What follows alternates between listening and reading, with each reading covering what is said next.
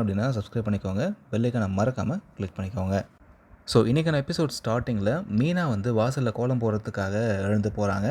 அப்போது அண்ணாமலை வராரு. ஸோ அண்ணாமலைகிட்ட ஏம்மா என்னம்மா பண்ணுறோம்னு சொல்லி கேட்க, கோலம் போட போகிறோம்மா ஆனால் அப்படின்னு சொல்லி இழுக்கிறாங்க.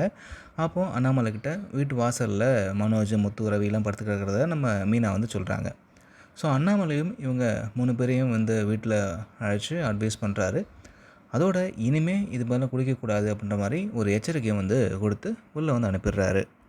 அப்போ கூட பார்த்தீங்கன்னா இந்த விஜயா வந்து இவங்க 2 பேரையும், அதாவது மனோஜையும் ரவியும் கெடுத்தது நீ தான் அப்படின்ற மாதிரி முத்துவை திட்ட, உடனே மீனா வந்து அவர் ஒன்றும் யார் குடும்பத்தையும் கெடுக்கலை அப்படின்னு சண்டைக்கு போக, அதுக்கு விஜயா அவன் எப்படி போனால் எனக்கு என்ன அப்படின்னு சொல்கிறாங்க.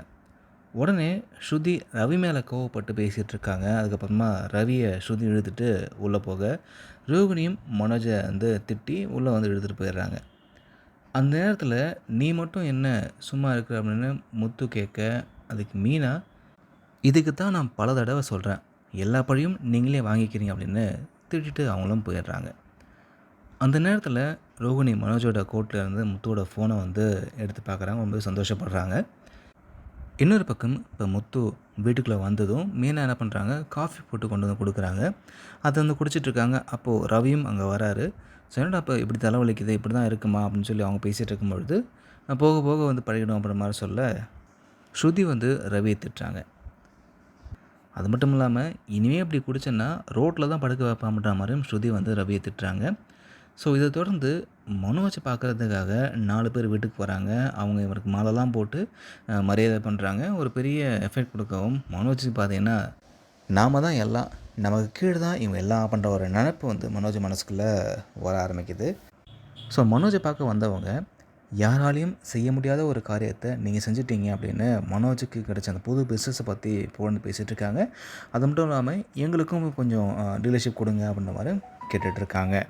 அவங்கெல்லாம் போனதுக்கு அப்புறமா இனிமேல் என்னை பார்க்குறதுக்கு இப்படி நிறைய பேர் வருவாங்க போவாங்க, அவங்க முன்னாடி என்னை வாடா போடான்னு மறையெல்லாம் பேசக்கூடாது அப்படின்ற மாதிரி விஜயாவுக்கு ஒரு கண்டிஷனை போடுறாரு இந்த மனோஜ்.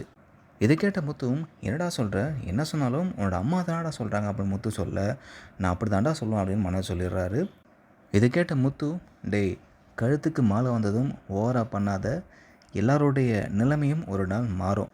இப்போ இங்கே வந்துட்டு போனவங்க கூட உண்மையாக பிஸ்னஸ் பண்ணுறவங்க தானா, இல்லை நீ ஏதாச்சும் காசு கொடுத்து ஆள் செக் பண்ணியா அப்படின்ற மாதிரி கேட்க, விஜயா அவன் பொறாமையில் பேசுகிறான் அப்படின்னு வெக்கமெல்லாம் பேசிகிட்டு இருக்காங்க.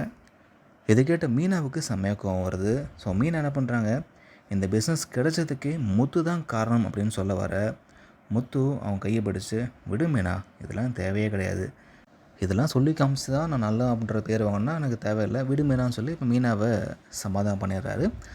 ஸோ கடைசியாக முத்து சவாரிக்கு போகலாம் அப்படின்னு ஃபோனை தேடவும் மீனாவும் சேர்ந்து தேடுறாங்க. ஆனால் ஃபோன் எங்கேயுமே இல்லை. ஸோ ஃபோனும் வந்து சுவிட்ச் ஆஃபில் இருக்குது. முத்து செம்மையாக வந்து கோவப்படுறாரு. இதோடு தான் இன்றைக்கி எபிசோட் முடிஞ்சிருக்கு.